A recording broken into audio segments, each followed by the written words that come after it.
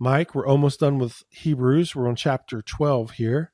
And, of course, we'll finish up next week with chapter 13. Yeah, we're at the tail end here. So it seems like it went fast. Maybe that's because we had all that Melchizedek stuff earlier. But we're here at the end. Hebrews chapter 12. I mean, 13 is a fairly short chapter. This one is a little bit of length. So we're right on the heels of finishing up, and then I'm sure we'll get to talk a little bit about what we're going to be doing afterwards. But let's just jump into the chapter here. Hebrews 12. Here's a profound observation. Follows on Hebrews 11. Hebrews 11, the so-called Hall of Faith, and I point out something so obvious because it actually is important for reading this chapter, for understanding this chapter, and it's one of those obvious sorts of things that flies right out the window or right out of people's heads when they get to chapter 12. Why bring it up? Well, again, we need to read Hebrews 12 in light of Hebrews 11. If we do that, that's going to prevent us from taking certain things in Hebrews 12 out of context. The writer doesn't follow the Hall of Faith chapter 11, with a treatise then on how moral imperfection, i.e. sin, will result in keeping someone out of the kingdom of God. Okay, he doesn't talk about faith in Hebrews 11, umpteen times, and then transition to chapter 12 into saying things like, oh, well, don't commit this sin, or don't do that sin too often, or you're going to lose your salvation, or you're not going to be saved, or you're an unbeliever. Okay, those things are contradictory. So we need to read Hebrews 12 in light of Hebrews 11. Again, a lot of readers just sort of lapse into that thinking when you get to Hebrews 12. They do it in Hebrews 6, they do it in Hebrews 12. In this episode, again, we're going to read Hebrews 12 in light of Hebrews 11. And of course, other things that have come before in the book. And we're going to reaffirm in Hebrews 12 that salvation is about something done for us, not something we do. It's about the obedience of Jesus, not our obedience. Okay, we don't earn salvation. The message here is not going to be any different for Hebrews 12 than it was for Hebrews 11, and it's been the whole time through the book. So with that in mind, the passage is going to turn on several things. So there are going to be a few key elements in the chapter that we're going to need to think carefully about and then relate them not only to Hebrews 11, the faith chapter, but also other things that we've already covered. So I'm going to jump in here and read the first first two or three verses. Let's just start with the first two verses. And, I'm reading from the ESV again. We read, therefore, again, the first word's important, therefore. Well, what is, he just tells you right there, because of Hebrews 11, therefore, all this emphasis on faith, therefore, since we are surrounded by so great a cloud of witnesses, let us also lay aside every weight and sin which clings so closely, and let us run with endurance the race that is set before us, looking to Jesus, the founder and perfecter of our faith, who for the joy that was set before him endured the cross, despising the shame, and is seated at the right hand of the throne of God. Now, I'll stop there. Those are the first two verses. This cloud of witnesses thing, again, he's actually going to pick up on that thought, like, well, who are the witnesses here, a little bit later. So I'm gonna reserve comment on that. I've sort of telegraphed it in earlier episodes. Again, the cloud of witnesses are those who have gone on before us, the believers, examples of which are in Hebrews 11, and also other members of God's family, which includes the members of the heavenly host. So I take this as a divine council reference, but we'll get back again to that language. What I want to focus on here are a few other things. So again, the passage is going to turn on several things, and we hit one right away, right up front. He says, therefore, since we are surrounded by so great a cloud of witnesses, let us lay aside every weight and sin which clings so closely. Now, that's the ESV. Let us lay aside sin, which clings so closely. It makes it sound like just a generic sin reference, like hey, let's stop sinning. Let's not sin anymore. And if we don't sin anymore, then we're gonna be in heaven. We're gonna we're going to be better off. Again, if you just translate it generically like that, you run a bit of a risk with, again, linking moral imperfection with loss of salvation, and then moral perfection with being secure in salvation. And it has nothing to do with our performance. It has everything to do with the performance of Jesus. And that's verse 2. But a lot of people get stuck already in verse 1. I got to lay aside sin. Got to get rid of sin. And then God's going to be happy with me. Well, we have a problem right here because in the Greek text, there's a definite article. Okay, the definite article is the word the. So there's a definite article before the word sin, but it's not reflected in the translation in ESV. We're gonna quibble with ESV in a few places here in this episode, but the Greek definite article matters here. The sin. Okay, the writer's talking about a specific sin which clings so closely. Now, again, just think about the wording. Let us lay aside the sin which clings so closely. Now, the writer is telling his audience to do this. So are we supposed to read this now that, well, everyone has one of those problem sins? Everyone has one of those, that sin which clings so closely. Is that the way we're supposed to read this? Like everybody's got a different one of these? And that's the way this is preached. I mean, trust me, I've heard, sermons on this, and it's very easy for preachers to, look out over the crowd and start listing off sins, knowing that he's going to hit some targets here, going through the grocery list. And that's going to prompt people who are listening to the sermon to think about a specific behavior on their part that, oh, I've got to get rid of that, or, oh, I've got to start doing that. And if I don't do that, and if I do this other thing, then God's going to be happy with me. Then I can feel secure about my salvation because my behavior has improved. Okay, that is not accurate. That's not a good reading of this idea in this passage, because it links your security with your behavior. And that is contrary to the theme that we have covered in Hebrews that the writer has hammered on, has tried to beat into our heads all the way to this point. And we just had 40 verses of by faith. And now we are prone mentally to make it about behavior. We're not even out of the first verse, and we've run into the problem already. So this phrasing, let us lay aside the sin which clings so closely, or King James has, which does so easily beset us. Okay. That kind of thinking, that kind of, you take that rendering and then make it about some individual behavior problem. It presumes the phrase sort of means, well, the sin that trips you up on an individual basis with painful regularity. But what if he's warning? What if the writer is warning his audience in a different way? What if the point of the sin, which clings so closely, is this? What if the point is he's talking about the sin that's a constant threat to all my readers? The sin that's a constant threat to obstruct us in terms of the context, in our faith, in our believing. Because after all, this is Hebrews 12 verse 1. Therefore, in light of chapter 11, in light of chapter 11, all that faith stuff, we need to lay aside this sin. We need to stay away from it, get rid of it, shrug it off, okay? This particular sin that everyone is threatened by, that's a consistent, regular obstacle, that's just a lingering threat to us, to all of us. And if you take that in context that way, then the sin that he's talking about has something to do with obstructing or ensnaring, harming our faith.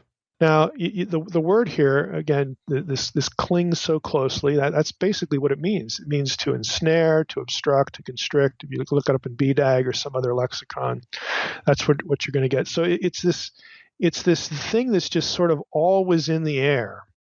And the potential is great for this to get in the way or harm or obstruct our faith. Okay, it's not, a specific point of behavior for each one of us, and it can vary broadly. Again, what I'm going to suggest here is that it may be more coherent to argue that the sin he's talking about is actually unbelief. Now, he's talked about that sin before a lot, But here's a question, rather than me just inserting that thought, here's a question. What's his solution? What's the writer's solution to this sin that he's talking about? Well, he follows that right there in verse 1. So let us lay aside every weight and the sin which clings so closely. And here's what we should do instead. Let us run with endurance the race that is set before us, looking to Jesus, the founder and perfecter of our faith, who for the joy that was set before him endured the cross, despising the shame, and is seated at the right hand of the throne of God. He doesn't say, well, let's lay aside every weight and the sin which clings so closely, and let's stop sinning, and let us perform better. Basically, what he says is, don't give up. Don't lose faith. Look to Jesus. He is, he's the example not only of the quote obedience of faith. Okay, he obeyed God, and because he obeyed, then we have salvation. Again, salvation is about something that someone else, i.e., Jesus, does for us, not our own moral perfection. Okay, so looking unto Jesus as both the source, the point of origin, the security, the basis for salvation. Let's in an enduring way keep looking to that. And again, if you parse the first two verses that way, then the problem, I think, comes in a more clear focus. The problem is losing faith. That's what's just lingering in the air all the time, especially for the people he's writing to. We've talked about this before. They're under persecution. They're just always under threat. The last chapter, we talked about, and the chapter before, the episode before, they're losing their property, they're under persecution, they all sorts of things are happening to them. He's going to talk here about, you haven't yet, struggled against sin to the point of shedding your blood. I mean, now it's martyrdom. I mean, they're just having a rough time.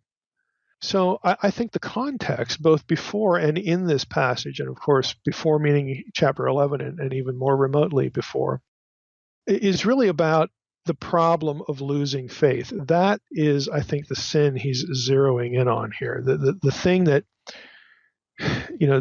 again, this lingering threat to ensnare us, to obstruct us, it's just always there. And his solution to it is not correcting a specific point of behavior. His solution to the sin he's talking about is running with endurance, enduring, and looking to Jesus. Okay, the solution, I think, helps clarify what the problem is. Now, let's look at it another way. Ask yourself, which of the above possibilities, that the sin he's talking about is some moral violation that I'm prone to and somebody else can be prone to a different one.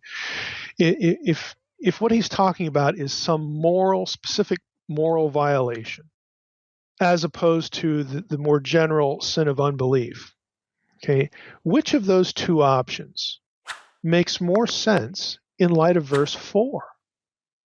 Okay, so let's jump in. Verse 3. Okay, we've read the first two verses. Let's jump into verse 3 and up, but then pay attention especially to verse 4.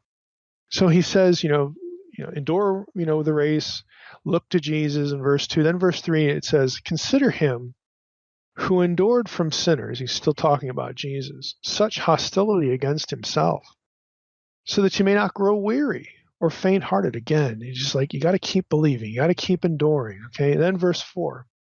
Okay, don't grow weary or faint-hearted. In your struggle against sin, you have not yet resisted to the point of shedding your blood. Let me just read the first four verses together, just to get the flow. Therefore, since we are surrounded by so great a cloud of witnesses, let us also lay aside every weight and the sin which clings so closely. And instead, let us run with endurance the race that is set before us, looking to Jesus, the founder and perfecter of our faith, who for the joy that was set before him endured the cross, despising the shame, and is seated at the right hand of the throne of God. Consider him who endured from sinners such hostility against himself, so that you may not grow weary or faint-hearted. In your struggle against sin, you have not yet resisted to the point of shedding your blood. That's the first 4 verses. Now, the reference to the shedding of your blood, I mean, it basically, in your struggle against sin, you've not yet resisted to the point of being martyred. How in the world does that make sense if the sin he's talking about is something like stealing or lying or being sexually immoral or not sharing the gospel or embezzling? I mean, just put in any behavior. So in your struggle to not lie, you've not yet struggled so hard that your blood has been shed. Like, who's going to kill you for that? Who's going to kill you somebody going to come along and say, boy, that guy's really trying hard not to be a liar. I'm going to kill him. It just doesn't make any sense. That guy's really trying hard, not to commit adultery. Well, I hate that guy. I'm going to kill him. It just doesn't make any sense. But if the struggle, if the sin, this lingering threat, has something to do with surrendering faith, that makes a whole lot more sense, because your enemies, that's what they're trying to do to you. They're trying to get you to recant. They're trying to get you to not be a Christian. What they hate is the fact that you won't worship their God, or you won't worship their way, or you don't believe that salvation comes from any other source. That's what's making them angry. Not the fact that you're struggling with not embezzling or something, or, watching porn or whatever, like you could do that in the ancient world. It's not a specific point of behavior. What the writer of Hebrews is trying to get them to endure about is to stay in the faith, because the threat to them is that it's not any specific point of moral behavior. They are being pulled and pushed and persecuted because of something they believe. And that something they believe is the cross event, is salvation through the gospel of Jesus Christ. That is the thing that the pressure from outside wants to destroy, wants to do away with. And what the writer's saying is here, look, I know this is hard, but in your struggle against sin, and by the way, the word sin here is the same as in verse 1, and it also has the definite article. In your struggle against this particular sin, you haven't yet resisted to the point of shedding your blood. You haven't given your life yet. You haven't lost your life. Okay, that only makes sense. That kind of language only makes sense if the thing that's threatening you, the thing that, again, this lingering threat, is being forced to recant your faith, to give up, to turn your back on the cross. That is what he's concerned about. It's what he's been concerned about in the entire book. But instead, typically when we get to Hebrews 12, and again, preachers have a real easy time with this, they'll make it about some point of moral behavior.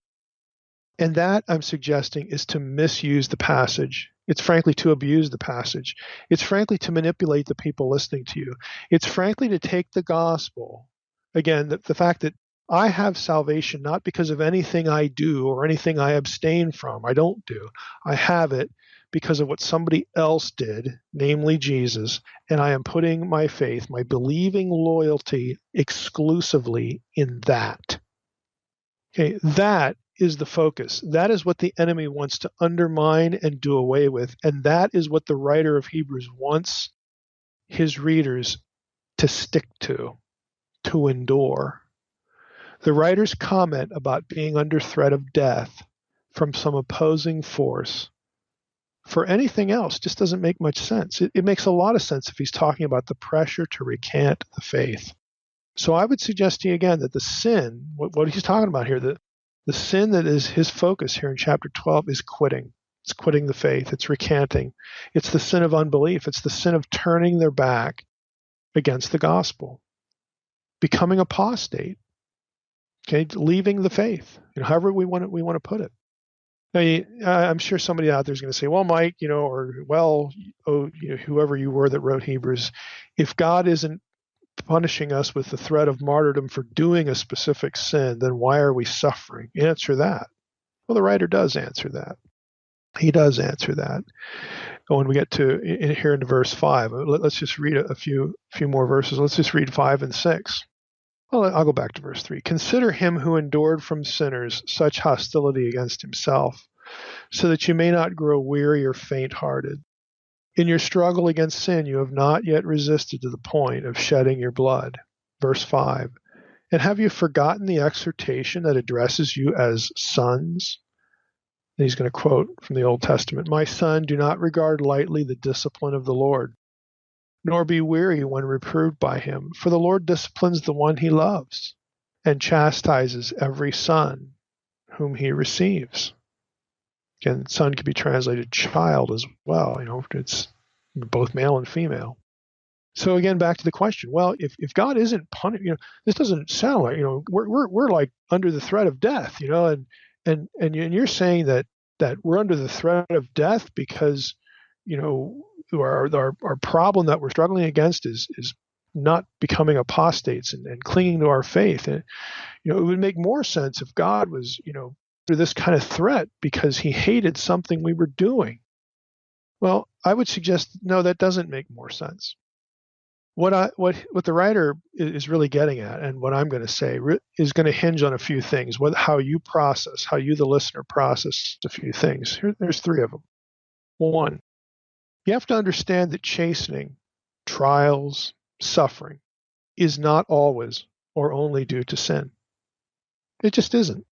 Job is the most obvious example. He was blameless, but he suffered like nobody's business. Better, I would say, is the passage in James, chapter 1, first 4 verses. James and Hebrews, again, are part of what we call the general epistles, again, written, broadly to believers and likely Jewish believers, scattered in the diaspora. Here's what James writes. James, a servant of God and of the Lord Jesus Christ, to the 12 tribes in the dispersion, greetings. Count it all joy, my brothers, when you meet trials of various kinds, for you know that the testing of your faith produces steadfastness. And let steadfastness have its full effect, that you may be perfect and complete, lacking in nothing. So, to process what's going on here in the first 6 verses of Hebrews 12, we need to remember that suffering, trials, even a trial like the threat of martyrdom, isn't dished out by God because he's angry. Okay. Sure, God could be, you could be being chastened because of some sin you're doing. You could also be under threat, under chastening, or under, you just suffering. Just let's use the most generic term here, suffering. That could also be the case for other reasons. We'll get to that, what some of those other reasons might be. James has already hinted at it, but the writer of Hebrews is going to get into the language himself as well. So we shouldn't interpret hardship and suffering as God's hammering me because I'm just, I have this sin problem. Again, that might be in our lives. We could all probably point to those things, but it doesn't have to be. That's not the only way to process this kind of thing. Second thing that we need to sort of get in our heads. We need to understand that there is such a thing in New Testament theology as, quote, the obedience of faith. Paul talks about this in Romans 1, verse 5. He actually mentions this twice. I'll read both passages. Romans 1:5 says, through whom we have received grace and apostleship to bring about the obedience of faith for the sake of his name among all nations. And then Romans 16:26. But now has been disclosed and through the prophetic writings has been made known to all nations according to the command of the eternal God to bring about the obedience of faith. Okay, the obedience of faith is believing the gospel. It's choosing to follow the true God and then staying put with that decision. It's not a work that earns merit. The obedience of faith is believing the gospel and sticking with it. It's doing what God wants you to do in response to the whole salvation issue. God doesn't ask you to work, to do lots of works or abstain from bad works so that at the end of the day, the scales tip in your favor and you merit salvation. You've earned it. Good job. Okay. God doesn't ask you to do that. He asks you to believe in something Jesus did for you. Okay. If you believe that, that's the obedience of faith. Third thought is going to come from something in verse 15. We're going to have to improve upon a point of translation in verse 15 that has, again, something to do with all of this. And if I could just telegraph it a little bit. The way the ESV puts it, it's going to sound like the writer is afraid of people. The phrase he uses is obtaining the grace of God, which really sounds odd. Frankly, it's a contradiction. That is not what the text really says. But we'll get to that point anyway. So back to, again, verses 3 through 6. Okay, he's getting after them. Don't quit. Don't quit. Consider, Jesus. Look unto Jesus, verse 2. Consider, Jesus in verse 3, who endured from sinners such hostility against himself. I mean, Jesus was there before you. I know you're under persecution, but don't quit. Don't stop believing. Don't grow weary. Don't become faint-hearted. In your struggle against sin, you've not yet resisted the point of shedding your blood. And have you forgotten the exhortation that addresses you as sons? Here's a thought. When God allows these believers, when he allowed these believers, or any believers even today, to suffer for their faith, okay, there are lots of examples. Africa, these churches, in Egypt and elsewhere under the threat, legitimate threat of martyrdom, from ISIS or whatever group, who hates them for their faith. When God allows that, he's not allowing it because, I look down at your church and there's like 2 guys in there that just can't give up this sin, so I'm going to hammer you all. That is really a gross way to process this kind of threat. Okay, they're suffering because Jesus suffered. Jesus said, marvel not if men hate you, for my name's sake. Okay, this is going to happen. And when the writer in Hebrews is addressing people who are, they're in that situation, it's illegitimate for us to come, to the letter. Okay, it's 2,000 years later, but it's illegitimate for us to come to the letter and then start inserting specific points of behavior. Okay, let's try to keep it in its context. He's concerned that they're going to be pressured to the point where they surrender their faith. It's a lingering problem. It's an ever-present, clear and present danger to them. And he says, look, you're God's children. My son, do not regard lightly the discipline of the Lord, nor be weary when reproved by him. For the Lord disciplines the one he loves and chastises every son whom he receives. He's talking to believers. Okay, he's not talking to unbelievers. Let's just keep reading it, and we'll come back, or we'll stick with the point. We'll add a few nuances here. Verse 7, it is for discipline that you have to endure. God is treating you as sons. For what son is there whom his father does not discipline? If you are left without discipline, in which you have all participated, then you are illegitimate children and not sons. Besides this, we have had earthly fathers who disciplined us, and we respected them. Shall we not much more be subject to the Father of spirits and live? For they disciplined us for a short time as it seemed best to them, but he disciplines us for our good, that we may share his holiness. Now, some thoughts. Obviously, believers are in view, God's children. He's not talking to people whose sins are resulting in the loss of salvation. Frankly, the writer never actually mentions the commission of sins in this passage. He never mentions that. He just mentions discipline. Now, here's a question for you. Did your parents only try to teach you lessons in response to rules you broke? Is that the only time you put your kids in a situation they don't like or that they need to endure?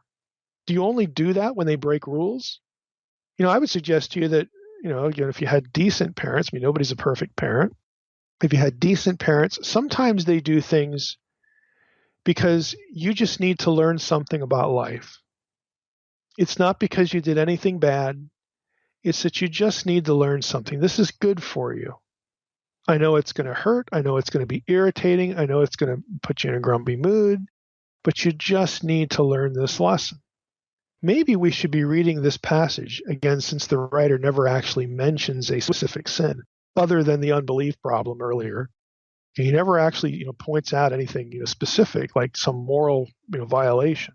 Maybe we should be reading this passage as something like this. Folks, you're faced with life and death persecution now under the sovereignty of God. He is allowing this to happen to you to build you up.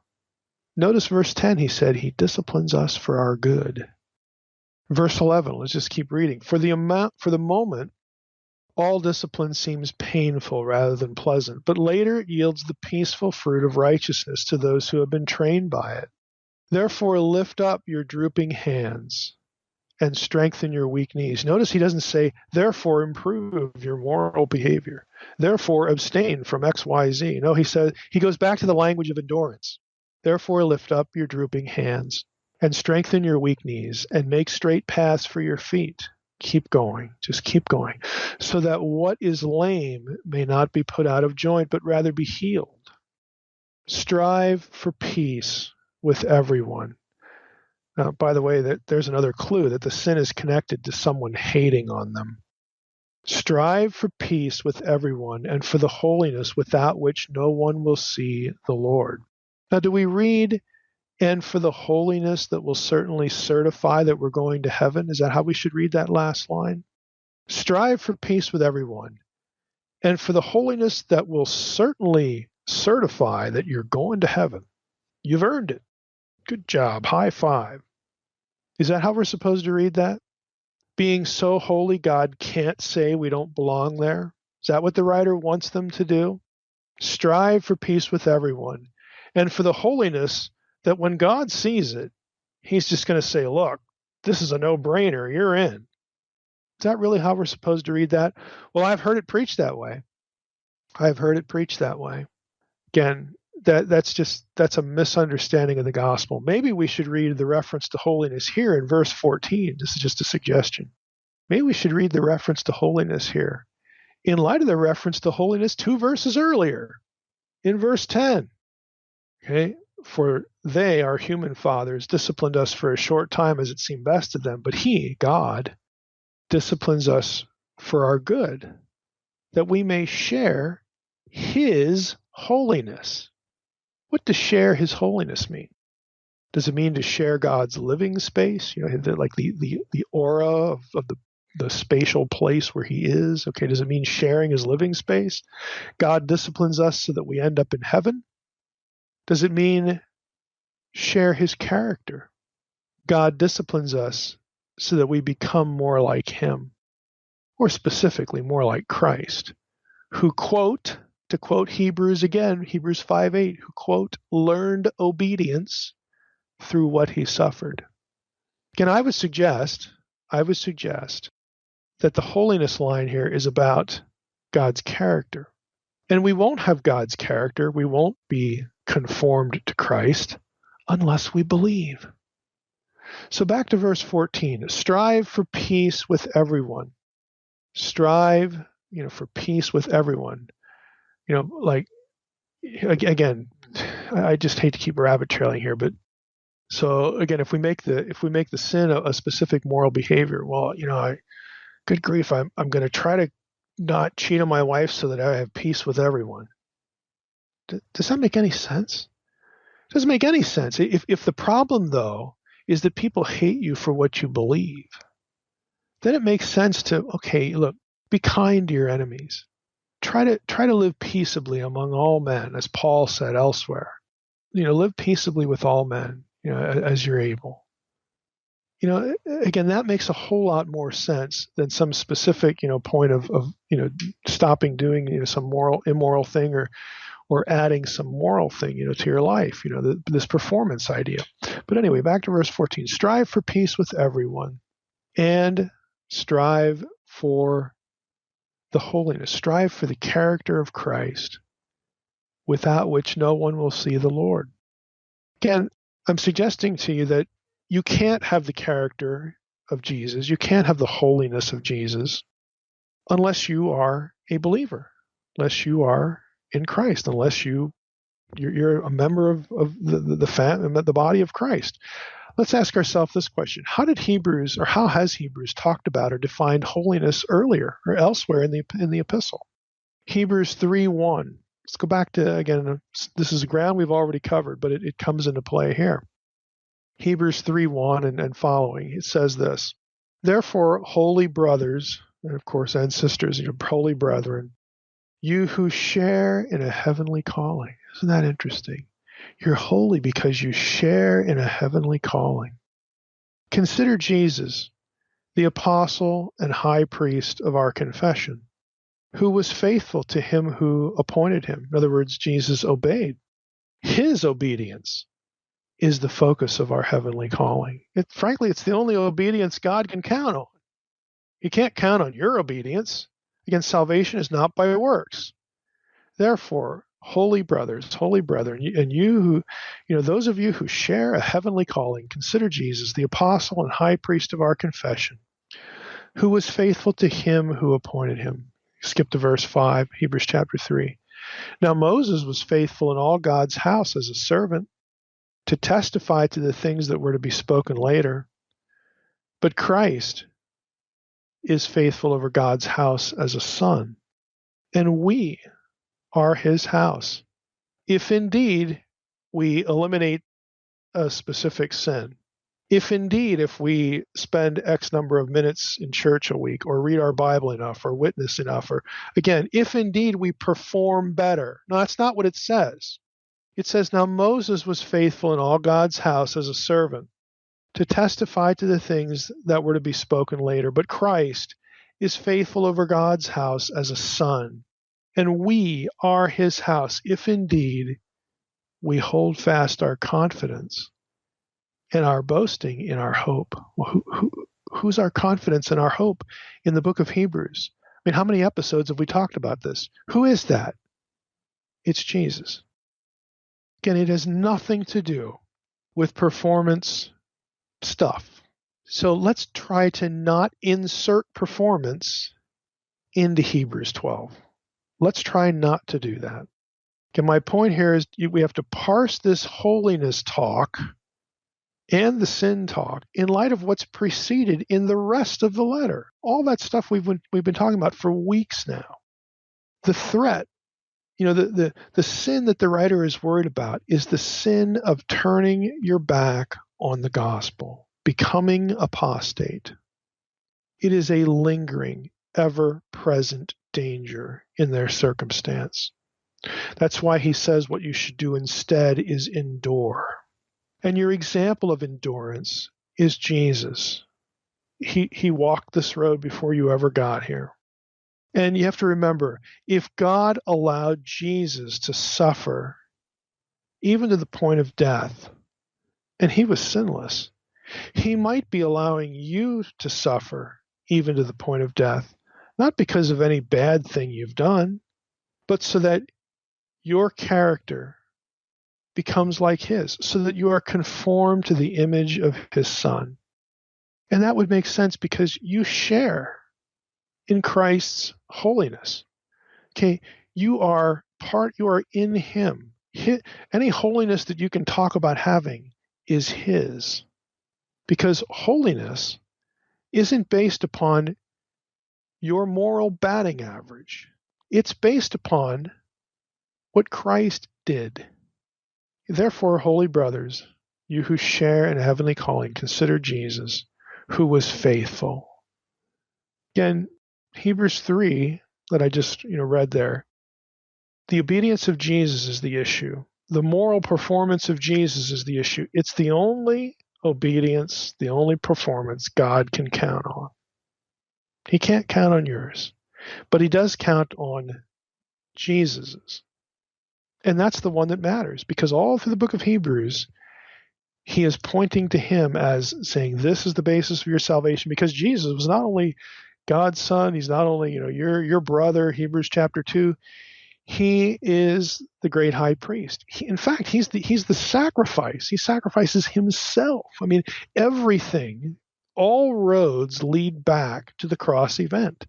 This is the issue, not performance. So let's try to read Hebrews 12 in light of what has preceded. Verse 15, see to it. Okay, here, if you remember back to the three things I said we need to process, here's number 3. There's a point of translation. It's going to show up here. See to it, the writer writes, that no one fails to obtain the grace of God, that no root of bitterness springs up and causes trouble, and by it many become defiled, that no one is sexually immoral or unholy like Esau, who sold his birthright for a single meal. For you know that afterward, when he desired to inherit the blessing, he was rejected, for he found no chance to repent, though he sought it with tears. Now, the Esau issue is basically trading that which is eternal to get, if I could put it this way, to get relief in a temporary circumstance. Okay, they're under persecution. He's telling them, look, you got to think about Esau. Esau took the easy path. He traded his birthright to, quote, relieve his suffering. He was hungry. So short-sighted. He's saying, don't do that. Don't do that. Let's go back to verse 15. See to it that no one fails to obtain the grace of God. Now, we have a problem here. Because I could see, someone listening to this saying, well, surely, that kind of language has something to do with works mattering for salvation. And therefore, our works being part of keeping our salvation. No. The ESV says, see to it that no one fails to obtain the grace of God. But guess what? The Greek text doesn't have the words to obtain in it. The Greek text says, see to it that no one fails from the grace of God, or that no one falls away from the grace of God, or no one forfeits the grace of God. You can translate the verb there in several different ways. The point is that the words to obtain are not in the Greek text. And when you put them in, it makes it sound like there's performance going on. I gotta work hard enough. I gotta work good enough. I gotta be, more good than I am bad, so that I obtain, I earn, I merit, I achieve the grace of God. All those thoughts are contrary to grace. Now we kind of know that, but when we see those words in this translation or other translations like it, it mars, and I would say undermines, the whole approach of faith. The Greek text says, see to it that no one fails or falls away from the grace of God. Now, if you look at it that way, frankly, the whole thing just falls into place. It is not about achieving anything. It's about sticking with it. It's about not giving up the faith. It's about enduring. So again, back to verse 15, just to sort of get the feeling here. See to it that no one falls away from the grace of God. Again, I've made that little adjustment there. See to it, that no one gives up. See to it that no one falls away from the grace of God, so that no root of bitterness, springs up and causes trouble. See to that. And by it, if this root of bitterness springs up and causes trouble, many become defiled. Now, the commentators will say this refers back to, the Moses episode with Miriam, the Mara, bitterness, and all that kind of stuff. And it might, if you think about it, she, there could be a connection point there about her attitude toward, what God was doing, maybe. Again, I tend to think in the context here, though, that it's better, about falling away from the grace of God. See to it that no one, surrenders their faith. Because you could have someone that would think this way. Well, I had life pretty good until I became a Christian. And it sucks now. And I'm bitter. So I'm just going to chuck it all. I want to get these people off my back. I don't want to live under threat all the time. I don't want my property confiscated. I'm out of here. Again, that's not an unfamiliar thing today. In this context, that makes a lot of sense, to talk about bitterness here. But see to it that no one falls away from the grace of God, that no root of bitterness springs up and causes trouble, and by it many become defiled. If people around you, other believers around you, hear you talking like that, see that you're doing that could be real problems. They might follow you. That no one is sexually immoral or unholy like Esau, who sold his birthright for a single meal. Again, he's not talking about performance. Well, if I don't commit sexual immorality, then I'm in. Okay, that's easy. I got my check that box. Okay. No, he's talking about people giving up the faith and just living like the world. Okay, just I give up, so I'm going to do what I want now. Okay, I don't need to I don't need to even worry about what God says about anything, because I don't believe any of this stuff anymore. Now we all know people like this, who have given up their faith, and then because they're bitter in response to this thing they're rejecting and spurning, i.e., salvation by faith, they sort of like run the other direction and go off and do X, Y, or Z to sort of like just prove a point. I'm going to go enjoy myself now. The salvation by the grace of God was such a burden. And frankly, maybe it was a burden. Maybe because of the way they heard the gospel, or heard it misarticulated. Maybe it felt like a burden. The gospel, something given to you free, should be the last thing in your life that's a burden. But the way salvation gets talked about in church, the way it gets linked to performance, I know people personally that were, just be blunt, I mean, they were good souls. They were believers. They were sincere, understood the gospel, and week after week after week after week of being bludgeoned by Christian talk that took sanctification. That's where the moral issues are concerned. Sanctification, doing, living a certain way because you love God, because you're grateful that He saved you, because you want to be a good testimony to somebody else, because you don't want to destroy your life and the life of others. There's lots of reasons to live holy. Earning salvation isn't one of them, but that's how it gets preached. That the two things get connected in the wrong way. Living holy should be a response of gratitude and wanting to be useful to the Lord. It should be a response of gratitude for something given to you freely. It shouldn't be, okay, I gotta keep remembering to do this or not do that so that God loves me now, and God loves me enough when I die I'll get to heaven. Okay, it is not that. Holiness is not. It's about a lot of things. Earning your ticket to heaven is not one of them. But that is the way, when those two things are preached in tandem, and you don't take care to articulate their relationship correctly, they get blended in people's minds, and salvation, the freest thing in the world, becomes an unbearable burden. And that is what he's talking about here in Hebrews, in this chapter right here. He's afraid people are going to fall away from the grace of God. He's afraid that they're going to become bitter against it. And when they do, when they start talking about it like it's a burden, they're going to go off the deep end. And again, we all know people that this has happened to. And it's crushing. Okay, it's crushing to see this happen to somebody, and to know why it's happening, because they can't mentally parse these things, the relationship between these two things in the right way, and the freest thing in the world becomes the most binding, crushing weight on them. And when they quit, they just say, I am going to go have some fun. I'm going to get rid of this burden, and I'm going to please myself. I'm going to go out and do this, that, and the other thing. Okay. That is what he's talking about. He's saying, don't act like that. Don't go off into immorality and just, this lawlessness, like Esau, who, good grief, sold his birthright for a single stinking meal. All he cared about was the moment of gratification. All he cared about was having that need met.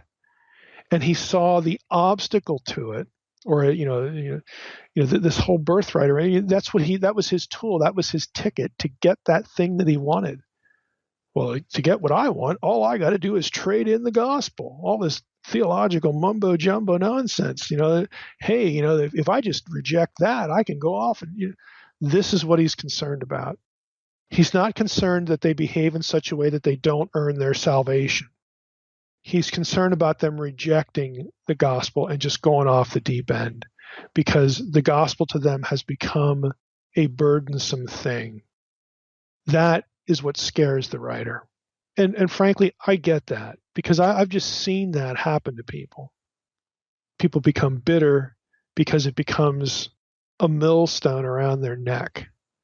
And it becomes a millstone instead of the light burden that Jesus talked about. His yoke is light. Instead of that, it becomes a millstone around his neck because people tie it. They tie a free thing to behavior. They make the free gospel about works. Oh, you can have it for free, but to maintain it, to keep God positively predisposed to you, you got to do this, that, and checklist and times and abstain from this and do. Okay, that is Judaizing in its best form. I mean, in its worst form, I'd have other terms for it. That's what's freaking the writer of Hebrews out and what he doesn't want to see happen. So again, it's important to see this kind of language in light of, again, the rest of the stuff in the book. He doesn't want them, again, to become, he doesn't want the whole thing to just sort of, go to hell in a handbasket. He doesn't want to just burst into flames in front of his whole eyes.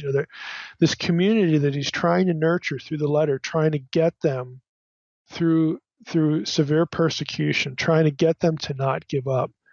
He doesn't want a domino effect here. That's what's scaring him. Again, a lot of this goes back to Hebrews 6. If somebody abandons faith in the gospel after having understood it, honestly, as we've said before, as the writer has said before, there remains no sacrifice for sin. There's no other way. It's that serious. Esau's case, it's a decent illustration. In Esau's case, it was culturally irreversible. In other words, the right of the firstborn can only be given once and to one person. Isaac couldn't take it back. Even after Esau regretted, he couldn't take it back because then two people would have the same blessing. And you can only have one firstborn. You can only have one firstborn blessing by definition. So, it was culturally irreversible. Here, the gospel, it's not quite the same, but it's still an effective illustration because its benefits aren't restricted to one person. Again, the point being made is it's this serious. So this whole thing about Hebrews 6, that, man, if you have somebody who understands the gospel and believes it, and then they just chuck it, they just turn from the faith. They say, I do not believe. What else are they going to go to? There is no other way of salvation. Again, it's just that severe, and that's why the writer says in Hebrews 6, for people in this boat, it's nigh unto impossible to have this person come back. Again, we talked about the impossibility language there, that they're it's not totally impossible.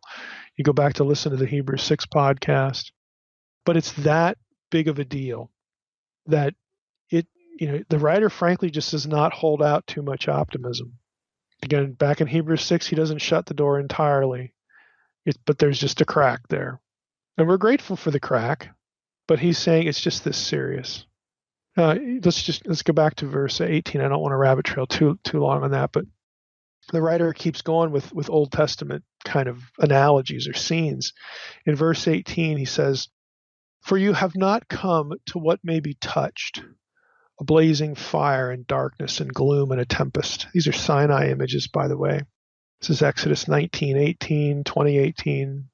They're referred to in Deuteronomy 4:11 and 5:22 again, but he's saying, look, don't lift up your drooping hands, strengthen your weak knees, keep going, keep enduring. Strive for peace with everybody. Try to get along, even though they hate you because of what you believe. Strive for peace with everyone and for the holiness, for the character of God. Have the character of God. Have the character of Jesus, who was willing to suffer because of the glory that would come. This is what the writer of Hebrews wants them to do, how he wants them to respond. See to it that nobody falls away from the grace of God, becomes bitter, and it infects everything, and then people just go off on the deep end. Okay, for that afterward, after Esau did this, how hard, it was basically nigh unto impossible in his situation. It really was, to come back. And then he says, for you have not come to what may be touched, a blazing fire and darkness and gloom and a tempest.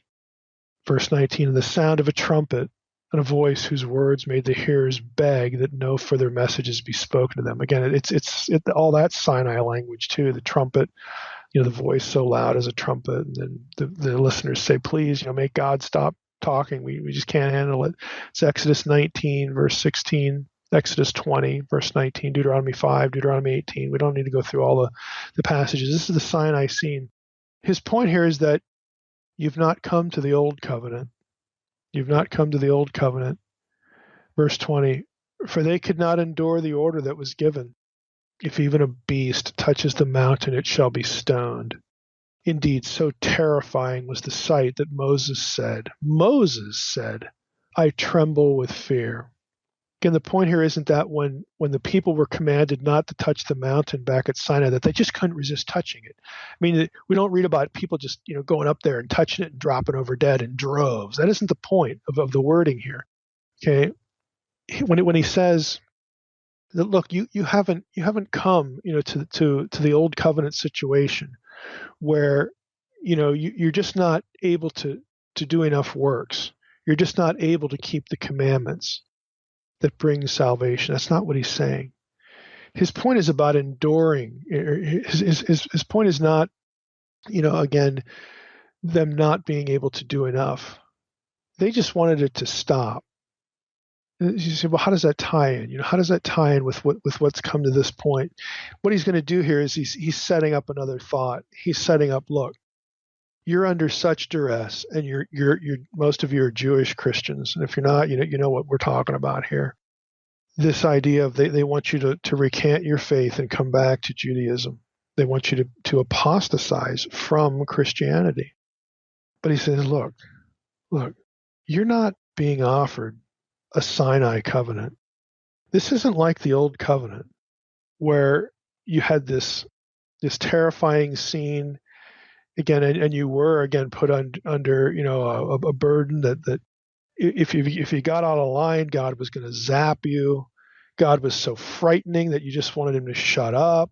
Okay, this isn't your situation. The writer of Hebrews is saying, you know what your situation is? Verse 22. Instead of coming to the mountain and getting the what scared out of you, like that's the God that you're going to be related to. Okay, you have something so much better. Verse 22, you have come to Mount Zion and to the city of the living God, the heavenly Jerusalem, and to innumerable angels in festal gathering. Kind of an interesting combination. Zion, heavenly Jerusalem, and angels. It's a little rabbit trail here, but it shows the non-literalness on one hand and how these terms, really add up to the presence of God. You've come to God's own abode with his council family. Again, the point is, terms like Zion and Jerusalem can refer to non-terrestrial, non-literal, non-earthly realities. Again, if you can only think about the Bible literally, you're going to be handicapped to understanding a lot of it. And this is a good example. He's saying, look, this isn't like the old covenant that was going to make demands on you, that was fearful. You step out of line, you're going to get hammered, you're going to get zapped, you're going to die, you're going to be stoned. Okay, it's not like that. You have come to Mount Zion, the city of the living God, the heavenly Jerusalem, to innumerable angels in festal gathering. It's a celebration. And verse 23, and to the assembly of the firstborn who are enrolled to heaven. This is what awaits you. What awaits you is life in the heavenly Zion, the heavenly Jerusalem, with angels, with the firstborn who are enrolled in heaven. Again, this is another divine council reference idea. He hit on some of this in Hebrews chapter 2. Enrolled here is the term for registered. It's the same word as when Joseph and Mary have to report, and the census of Quirinius and all that when she's pregnant. With Jesus, it's the same thing, that to be written down. It harkens back to the book of life idea. When we did a whole episode on that in the podcast, he's saying, your destiny, what the covenantal relationship here that you have in Christ is not a fearful one. It's so much better. So he's using this. He's using the contrast of this terrifying scene at Sinai with, again, the heavenly realities of being a member of the family of God. He's using that to help them to not quit. He's saying you got to take the long look.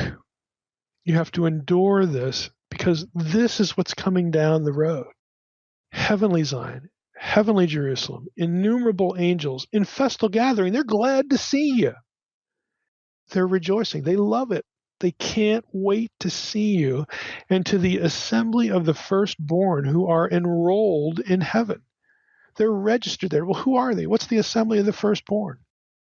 The firstborn here isn't Jesus because the noun is plural. Other times in the book of Hebrews and other places, firstborn is a reference to Jesus, but it's plural here. And it's the same with the following participle. Those who are enrolled, it's plural. We're talking about believers here. People who have already gone on to glory. We're talking about the people in Hebrews 11 and lots of other people. Okay, again, he's picking up this council language. This is the cloud of witnesses from the very first verse. This is what's awaiting you. Look, I'll just keep going here and finish verse 23. To the assembly of the firstborn who are enrolled in heaven, and to God, the judge of all, and to the spirits of the righteous made perfect, and to Jesus, the mediator of a new covenant. It's not like the old one, that's Sinai, that's scary stuff. Mediator of a new covenant, and to the sprinkled blood that speaks a better word than the blood of Abel. Now look at the list in these couple verses. Here's what those who believe have to look forward to. Living in the heavenly Zion, heavenly Jerusalem, innumerable angels. You live with them, with God, with those who are enrolled, the assembly of the firstborn, the spirits of the righteous made perfect, and Jesus himself. And by the way, the spirits of the righteous made perfect is not angels. They've already been listed. The innumerable angels. This follows on the heels of those who are enrolled in heaven. Okay, this is believers who have made the journey before. It's redeemed souls. And by the way, spirits of the righteous made perfect. It's passive in Greek. In other words, they're righteous because something was done to them, not because they performed well. They're not perfected by their own merit. And you can drill down the text in all sorts of ways to make the same point. This is what awaits. This is why he wants them again to take the long look. This is why you need to endure. Because frankly, if you reject all this, the only people who we're going to find in heaven are believers. We're not going to find you're here because you achieved it because of your moral performance, and we're not going to find unbelievers either. We're going to find believers. Now, Lane's commentary in the Word Biblical Set, he quotes B.F. Westcott here. And I couldn't I like the Westcott quote, but Westcott, of course, gets demonized by, King James only, people. But Westcott has a really nice thing to say here. He says, Lane says, what is striking, as Westcott previously noted, is that here angels and the people of God are no longer separated like they were at Sinai. Remember the scene at Sinai, the angels bear witness to the law given. If you've read Unseen Realm, this is familiar to you. They're no longer separated from us at Sinai, but they're united in one vast assembly. It's a good observation. Lane goes on after he quotes Westcott there to say this. LeCure has shown that the entire formulation of verse 23a, and he's talking about verses 23 and 24 here, is rooted in the description of Israel in the Pentateuch. This is interesting. The Israelites are designated as the congregation in Deuteronomy 4:10 and 18:16, while the occasion when God addressed the people at Sinai is called the Day of the Gathering in Deuteronomy 4:10, 9:10, and 18:16. The title firstborn was given to the Israelites when God brought them out of Egypt in order to lead them to Sinai. Exodus 4:22 and 23. Moreover, their names were written in the heavenly register. It's Exodus 32, verses 32 and 33. A couple references in Isaiah 4:3, Daniel 12, verse 1. Firstborn, in the plural, is an apocalyptic title applied to the redeemed community in Second Temple Jewish texts, Jubilees 2:20, 4th Ezra 6:58. The fixed metaphor of a heavenly book or register into which the names of people are inscribed or blotted out is rooted in the Old Testament. Now, we know this because we did a whole episode on this. But you have Exodus 32:33, in that case, Isaiah 44:13, Daniel 12, verse 1. This is rooted in the Old Testament and is common in apocalyptic literature. He refers to Jubilees 2:20 again, 1 Enoch 47, verses 3 and 4, First Enoch 104 verse 1 and 108 verse 3. Again, we run over a lot of this in that other episode. So it's rooted in Second Temple literature, specifically apocalyptic literature, which is visions of the end. It's also in the New Testament, Luke 10:20, Philippians 4:3, Revelation 3:5, so on and so forth. In verse 23b, the expression, the spirits of righteous persons, again, made perfect, refers to those who have died, but who now inhabit the heavenly city that is the goal of the pilgrimage of godly men and women under both covenants. This is where everybody wants to wind up. Back to Lane. The choice of this designation for those righteous persons who have died and who now enjoy the divine presence is consistent with the writer's use of the old biblical expression, the Father of spirits, back in verse 9. Comes from, he has a cross-reference here to Numbers 16:22 and 27:16 in the Septuagint. That description contemplates God in his character as the one to whom the heavenly realm is subject. The formulation in verse 23 has a distant parallel in 1 Enoch 39:4-8, which speaks of the dwelling of the righteous in the heavenly world together with the righteous angels under the protection of the Lord of spirits. That's the end of his quote. So this language, he has this language here, Father of spirits, and so on and so forth, all these phrases, and even the whole concept about us living in the heavenly house of God, Zion. That's the mountain, Jerusalem. Again, that's the city. You've got innumerable angels, God himself, Jesus, the spirits of the righteous made perfect, that are enrolled in heaven. Again, he's saying all of that is going to be something that is familiar to them both from the Old Testament and Second Temple period Jewish literature. Again, if you've read Unseen Realm, the whole divine council thing, and if you haven't, you go back and listen to the episode on Hebrews 2, where Jesus introduces us to God and God to us in the, quote, congregation, in the council. So he's saying, look, this isn't like Sinai. Not only is this, not the scary place and the scary scene and all that kind of, where the people say, oh, good grief, we don't want to be anywhere near this. Make God stop. He's saying, look, what you have to look forward to, you're not going to have that reaction. Let's get out of here. Make it stop. You're never going to want it to end. It's going to be everything, and everything that you can possibly conceive, and so much more. And he's trying again to use some of these phrases, some of these images that they are going to know from Old Testament passages that are not scary ones, but they're wonderful ones. And then also this Second Temple stuff. You're going to be part of God's family. I mean, what more could he say? Verse 25, see that you do not refuse him who is speaking. Okay. Now he's going to say, listen to God. Listen to God. Now, for if they did not escape when they refused him who warned them on the earth, much less will we escape if we reject him who warns from heaven. At that time his voice shook the earth, but now he has promised, yet once more I will shake not only the earth, but also the heavens. In other words, God is telling you how to be saved, how to be part of his family. And if people didn't listen to him in the old covenant, there was a price to pay. And the price to pay now is you're going to lose it all. God is telling you how to be saved, what the basis for your salvation is. It's not something you do, but something done for you by the mediator of the new covenant, who is Jesus. So listen, he's warning you not to turn away or to turn to something else. There's not only no other option, but look at what you're going to miss. Look at what you're going to give up. Verse 27, this phrase, yet once more, I will shake the earth, but also the heavens. This phrase, yet once more, indicates the removal of things that are shaken. That is, things that have been made, in order that things that cannot be shaken may remain. It's kind of an interesting phrase. I'll just finish the chapter here. Therefore, let us be grateful for receiving a king. Let us be grateful. It doesn't say, let us work harder. Let us be more perfect. No, let us be grateful for receiving a kingdom that cannot be shaken. And thus let us offer to God acceptable worship with reverence and awe, for our God is a consuming fire.